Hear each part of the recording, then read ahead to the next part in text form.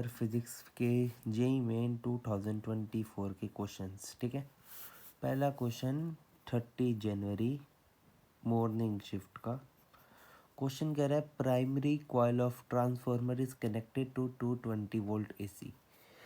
Primary coil को 220 volt AC दिया, मतलब वी प्राइमरी है 220 वोल्ट। Question number 1। आगे है primary and secondary turns are 110। Primary turns हैं 100 और सेकेंडरी टर्न्स हैं 10। Secondary coil of transformer is connected to two resistance as shown in figure. ये सेकेंडरी ट्रांसफार्मर की फिगर दे रखी है। एक रेजिस्टेंस है 15 किलो वोट ओम का और एक इधर रेजिस्टेंस है 7 किलो ओम का, 7000 ओम का, 15000 ओम का। पूछ रहा है द आउटपुट वोल्टेज, यहाँ पे आउटपुट वोल्टेज कितनी आ रही है, वी नोट क्या होगी। अब सवाल को करने से पहले क्या सोचना है, ट्रांसफार्मर का क्वेश्चन है। ट्रांसफार्मर के क्वेश्चन में थ्योरी पढ़ी थी हमने, V P upon V S, V primary in V secondary बराबर N P upon N S के रेशियो में होता है। वी पी दे रखी 220 वोल्ट, वी एस नहीं पता, एन पी है 100 एंड एन एस है 10। कटा तो 10 वी एस बराबर 220, वी एस आ गया 22 वोल्ट्स। अब वी एस मतलब इस ट्रांसफार्मर में 220 वोल्ट का ट्रांसफॉर्म होकर 22 वोल्ट है इसका पोटेंशियल, और हमसे पूछा ये वाला पोटेंशियल। अब सबसे पहले अगर हमें ये पोटेंशियल निकालना है तो सर्किट में करंट निकालना होगा। तो ये हमारा सर्किट है, तो सर्किट में टोटल रेजिस्टेंस ये दोनों सीरीज में है, तो 15 + 7 22 किलो वोट का 22 किलो ओम का रेजिस्टेंस है, और वोल्टेज है हमारे पास 22 वोल्ट। आई क्या होता है, V upon R equals to 22/22 into 10⁻³ equals to 10⁻³ ampere current आ गया। अब इसके अक्रॉस वोल्टेज निकालना है, 7 वाले के अक्रॉस। ठीक है, इसके अक्रॉस वोल्टेज निकालना है। एक सिंपल सी बात बताओ, 22 वोल्ट है तो इसके अक्रॉस वोल्टेज चाहिए, तो वोल्टेज डिसिपेशन क्या होगा 22 वोल्ट का, 15 वोल्ट ये खा जाएगा और 7 वोल्ट ये खा जाएगा। तो इसके अक्रॉस वी नोट क्या होगा, 7 वोल्ट। ये इसका आंसर हो गया।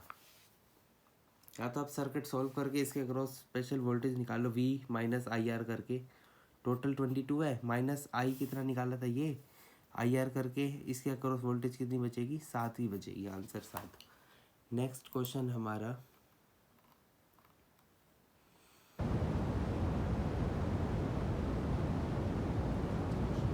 ये भी ट्रांसफार्मर पे क्वेश्चन है। इस साल एसी में ट्रांसफार्मर पे क्वेश्चन ज़्यादा आए हैं। तो क्वेश्चन 2 कह रहा है a power transmission line feeds input power at, मतलब वी इनपुट है, मतलब वी प्राइमरी में जा रहा है 2.3 किलो वोल्ट, मतलब 2300 वोल्ट वी प्राइमरी में है, to a step down transformer with a primary winding having 3000 turns, मतलब number of turns in primary coil दे रखा है 3000। ठीक है जी। The output power delivered at 220 volt by the transformer. अच्छा, वी आउटपुट मतलब वी सेकेंडरी में जा रहा है, ट्रांसफॉर्म होकर 2300 वोल्ट का 230 वोल्ट आउटपुट जा रहा है। The current in the primary transformer is 5 ampere. I primary दे रखे इन्होंने 5 एम्पियर, और इन 90% एफिशिएंट है। 90% एफिशिएंट मतलब इस 5 एम्पियर का 90% ये लेगा, बाकी सारा 10% dissipate in form of heat वगैरह वगैरह लॉस हो जाएगी। तो कह रहा है द आउटपुट ऑफ ट्रांसफार्मर, मतलब आई एस पूछ रहा है, मतलब आउटपुट करंट कितना होगा, इनपुट इतना, और एफिशिएंसी ऑफ ट्रांसफार्मर है 90%।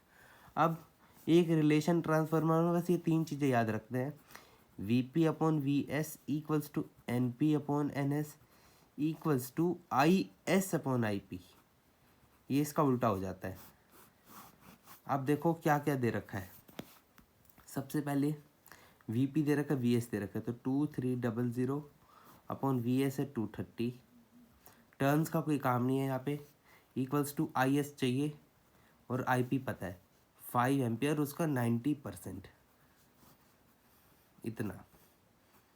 ये 10 ऊपर चला जाएगा, हटाओ इसे, तो ये 10 से कटा ये, ठीक है, और ये 10 ऐसे कटा, तो आई एस कितना आ गया, 9 5 ज़ा 45 एम्पियर। ये हो गया हमारा आंसर। नेक्स्ट क्वेश्चन, एक सेकेंड। ये क्वेश्चन को हम एक सिंपल उससे कर सकते हैं। इसे ना आप एसएचएम पढ़ा होगा ना, उसकी अप्रोच से कर सकते हैं, बिकॉज ये भी साइनोसाइडल फंक्शन है। तो वेलो एक वोल्टेज का फंक्शन दे रखा है V at any time T बराबर 220 into sine 100 pi T volts, और ये कह रखा है this voltage alternating voltage is applied to a load resistor of 50 ohm के रेसिस्टर पे ये वोल्टेज अप्लाई किया है। Time taken to current rise from half value I naught by 2 से आई तक जाने के लिए कितना टाइम लगेगा। जैसे अब हम एस एच एम में करते थे कि ए बाई 2 से ए तक जाने के लिए कितना टाइम लगेगा, तो हम यूज़ करते थे T by 2 pi in two phase difference. ये यूज़ करते थे ना, करते थे यूज़। भाई जैसा एस एच एम है वैसे ही तो हमारा अल्टरनेटिंग करंट है। एस एच एम का ग्राफ ही तो साइनोसाइडल, और हमारा अल्टरनेटिंग करंट का भी ग्राफ साइनोसाइडल, तो हम सेम अप्रोच नहीं लगा सकते। इन्होंने कहा आई नोट बाई 2 से आई नोट तक टाइम रेस करने में कितना लगेगा, ठीक है। आई नोट बाई आई नोट से पास करने के लिए तो यहाँ का फेस है पाई बाई 6, और यहाँ का फेस सबको याद होता है पाई बाई 2।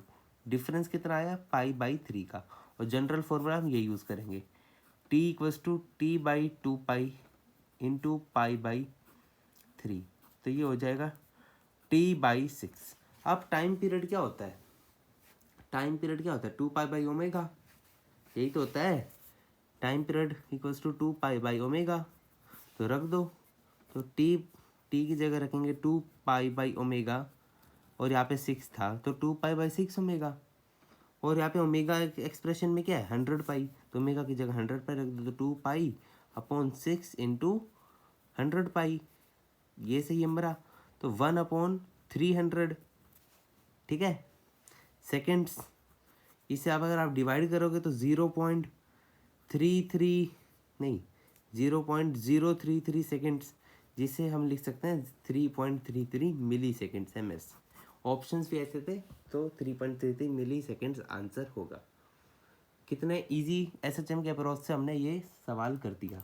बाकी बच्चे कंफ्यूज हो जाते हैं, आई करंट रेस करने के लिए क्या करेंगे। सिंपल सा दिमाग कि अल्टरनेटिंग करंट और एसएचएम सेम है। अब एक और क्वेश्चन आया बढ़िया सा, इन्होंने कह रखा है ये 29 जनवरी इवनिंग शिफ्ट का है। इन्होंने कह रखा है वोल्टेज की एक्सप्रेशन दे रखी है, इन्होंने AC circuit voltage and current की एक्सप्रेशन दे रखी है, और पूछा है एवरेज पावर डिसिपेटेड इन 1 साइकिल। वोल्टेज की एक्सप्रेशन दे रखी है 100 साइन 100 टी वोल्ट्स, और आई की एक्सप्रेशन दे रखी है 100 sine 100 t plus pi by 3 milliampere. ये नहीं पढ़ा तो आपका सवाल ही गलत हो जाएगा। मिली एम्पियर ये नहीं पढ़ते बच्चे, जनरली फॉर्मूला ठोक देंगे, पावर एवरेज बराबर VRMS IRMS कोस फाई। ये आपका फाई है, ये आपका VRMS नहीं है, ये होता है V0। किसी बच्चों को तो यही नहीं पता होता है, यहाँ पे एम्पलीट्यूड लिखा होता है V0।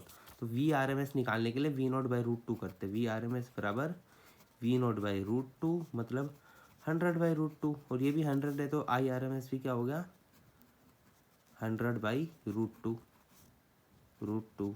अब इन्होंने पूछा एवरेज पावर डिसिपेटेड, तो फॉर्मूला याद होना चाहिए P एवरेज बराबर IRMS into VRMS into cos pi. IRMS 100 by √2। अब देखो ये मिली एम्पियर है, डायरेक्ट बच्चे यहाँ रख देंगे, इसे कन्वर्ट करना एम्पियर में, इंटू 10 की power -3 into VRMS into 100 by √2 into cos pi by 3 क्या होता है 1/2। मल्टीप्लाई करेंगे तो आएगा ये 10,000 इंटू 3 ये तो हो गया 1 अपॉन ये हो जाएगा 2 इंटू 2 4, तो ये आ गया 1/4 नहीं 100 इंटू 100 एक जीरो बचेगी 10/4 आएगा, ये हो जाएगा 5/2 equals to 2.5 watts answer. Next question, ये सारे जेई 2020 के क्वेश्चन चल रहे हैं। एक और क्वेश्चन आया, ये है 29 जनवरी मॉर्निंग का। एक कैपेसिटर ऑफ कैपेसिटेंस 100 माइक्रोफराड, एक कैपेसिटेंस दे रखे क्वेश्चन में, इस चार्ज्ड, इसको चार्ज किया पोटेंशियल 12 वोल्ट से और उसको कनेक्ट कर दिया 6.4 मिली हेनरी के इंडक्टर से, ठीक है। और उसने एलसी ऑसिलेशंस बनाई, मतलब उनका एलसी सर्किट तो एलसी ऑसिलेशन करेगा। The maximum current in the circuit is, LC oscillation के ऊपर एक क्वेश्चन है। बच्चे एलसी ऑसिलेशन को इग्नोर मारते हैं बट वो बिल्कुल इजी सी चीज़ है। अगर मैक्सिमम करंट होता है तो एनर्जी कंजर्व होती है एलसी ऑसिलेशंस में। LC oscillations based on energy conservation, तो maximum energy of capacitor equals to maximum energy of inductor. Maximum energy of capacitor होती है हाफ सी वी स्क्वेयर, और मैक्सिमम एनर्जी ऑफ करंट नहीं, maximum energy in inductor, inside inductor equals to half L I square.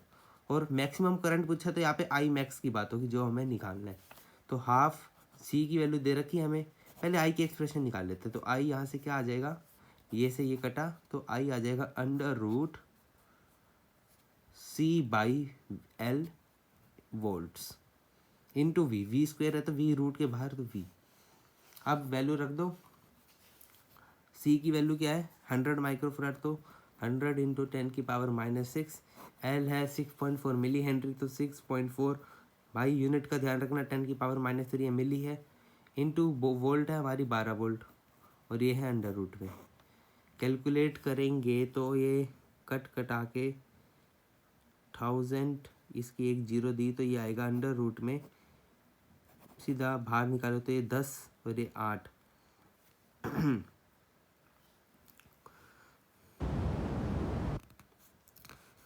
चलो calculate करते हैं।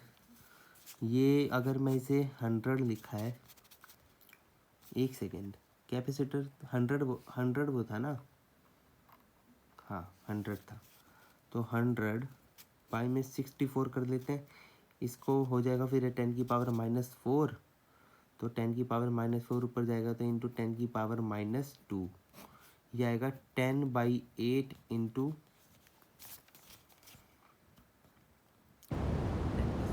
8 का square into 10 की power -1, और यहाँ पे था 12, ये कटेगा 3 से, ये कटेगा 2 से, ये 5 ज़ा 5 3 ज़ा 15 इंटू 10 की power -1 equals to 1.5 ampere.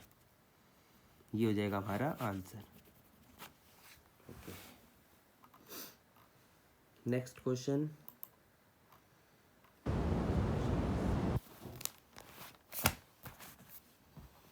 Next question same repeated question है, वही पावर वाला। v की एक्सप्रेशन दे रखी है 20 साइन 200 पाई टी, i की एक्सप्रेशन दे रखी है 10 साइन, द डाटा बदल दिया भाई, 200 पाई टी प्लस पाई/3, वही पी एवरेज पूछा है, V R M S R I R M S cos phi, V R M S हो गया 220/√2, आई आर एम एस हो गया 10/√2, कोस फाई हो गया 1/2, ये is 10 equals to 100/√2 into √2 2 equals to 50 watt. Answer हमारा एक बार देख लेते हैं। यस, करेक्ट आंसर 50 वॉट, ये देखिए करेक्ट आंसर।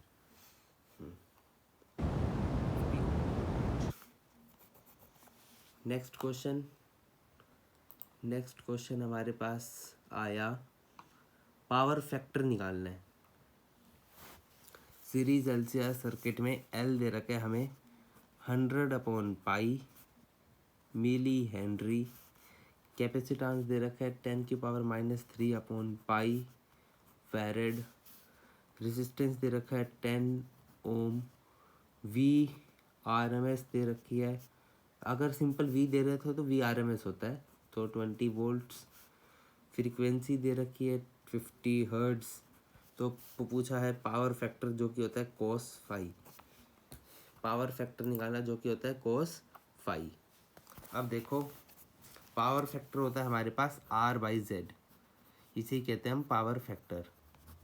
अब हमें R तो पता है, R क्या है हमारा 10 है, Z निकालना है और LCR सर्किट है। तो पहले LCR सर्किट है तो XC और XL निकालना तो हमारा परम धर्म है।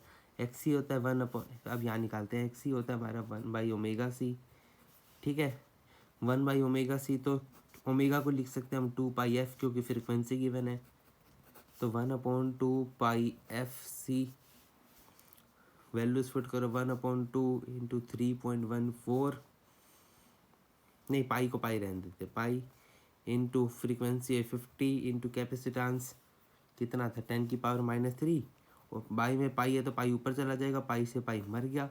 इसे कैलकुलेट करोगे, मैं कैलकुलेटर यूज़ करके देखा, ये आया था 10 ओम।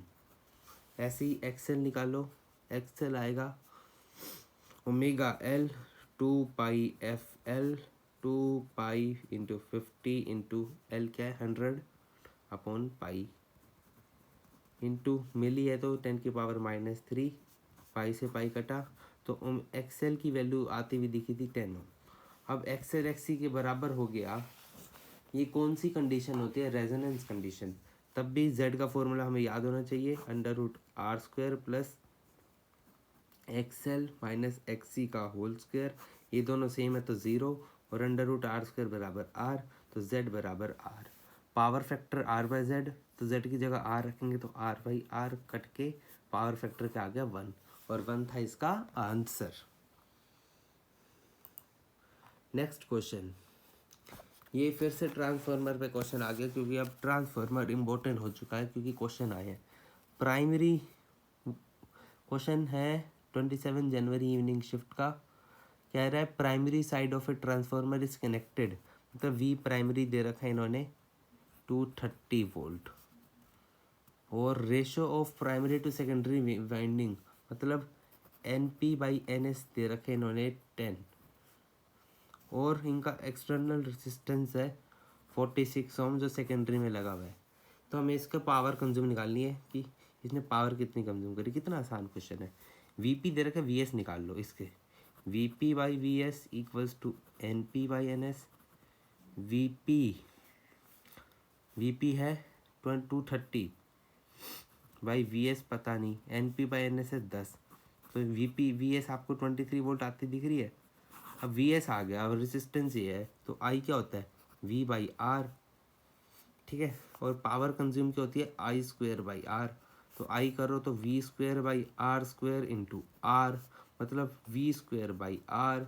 V है हमारे पास 23, तो 23 इंटू 23/R क्या है 46, तो 23/2 क्या होता है 11.5, तो पावर कंज्यूम क्या आ गई 11.5 वोट। कितना इजी क्वेश्चन आंसर। भाई साहब ये क्वेश्चन में भी अगर अटके तो यार कितना तो इजी क्वेश्चन है, कितने इजी क्वेश्चन आया अल्टरनेटिंग कर रखे इस बार तो हद हो गई। 2023 में आए थे थोड़े अच्छे क्वेश्चन, मतलब अच्छे क्वेश्चन। नेक्स्ट क्वेश्चन देखो 1 फरवरी मॉर्निंग शिफ्ट का क्वेश्चन। LCR सर्किट में एक जो कैपेसिटेंस था वो C से 4C हो गया, और रेजोनेंस कंडीशन में कह रहा है to keep the resonating frequency unchange the new inductance should be. अब देखो क्या फॉर्मूला बेस्ड क्वेश्चन है। रेजोनेंस फ्रीक्वेंसी क्या होती है 1/2π, यही होता है ना, √1/LC, यही होता है ना। मेन तो हमें यही पता है F प्रोपोर्शनल टू √1/LC, ठीक है। तो F1/F2 सेम दे रखा है इसका रेशो, तो 1 इक्वल्स टू √ कैपेसिटेंस C1 है C, और C2 कर दिया इन्होंने 4C, और हमें L2/L1 निकालना है, तो √L2/L1 इंटू √C2/C1। √L को वहाँ भेजेंगे तो √L1/L2 equals to √C2/C1। C2 है 4C, C1 है C, हमें L1/L2 का रेशो निकालना है। नहीं, L1/L2 का रेशो नहीं निकालना, अभी बता तो क्या निकालना है। आप L1/L2 का रेशो निकाल लो और L1 को L मान लो, हमें L2 का पता नहीं क्या होगी, तो L/L2 का √ बराबर 4/C। तो यहाँ से क्या आता दिख रहा है L/L2 इक्वल्स टू 4, तो L2 आ गया L/4, मतलब नया इंडक्टर ये है। अगर आपने C से 4C कर दिया ना, तो अगर आपको रेजोनेटिंग फ्रीक्वेंसी सेम रखनी है तो आपका दूसरे वाला इंडक्टर L/4 होना चाहिए, मतलब पुराने का 4th होना चाहिए। ये आंसर निकालते ही बच्चे टिक कर देंगे। और इन्होंने क्या पूछा था, the new induction should be, option में रिड्यूस्ड बाई, तो L से L/4 हो गया, तो कितना रिड्यूस हुआ, 3L/4, तो ये ऑप्शन करेक्ट हो गया। मैंने भी करते टाइम इसे L/4 कर दिया, ये नहीं पढ़ा रिड्यूस्ड बाई है, तो रिड्यूस्ड बाई तो इतना हो गया ना, कम इतना हुआ है, हो तो L/4 ही हुआ है, बट कम कितना हुआ है पहले से, 3L/4। अगला क्वेश्चन सवाल कैलकुलेशन वाला है। कैलकुलेशन नहीं समझाऊंगा, सवाल समझो।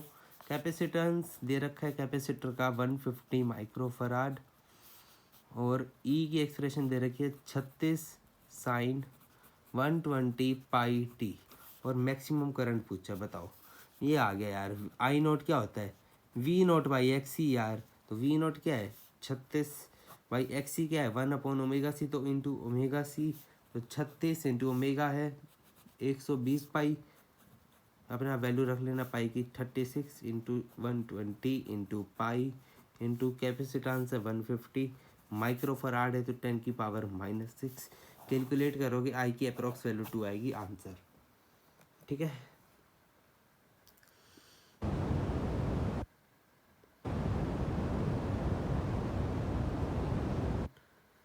नहीं अब ख़त्म हो गए सारे क्वेश्चन, 2024 के इतने ही क्वेश्चन थे। वैसे तो गलती से 2023 का क्वेश्चन था, बट कोई नहीं, हमने सारे 2024 के क्वेश्चन कर लिए। बस बाय।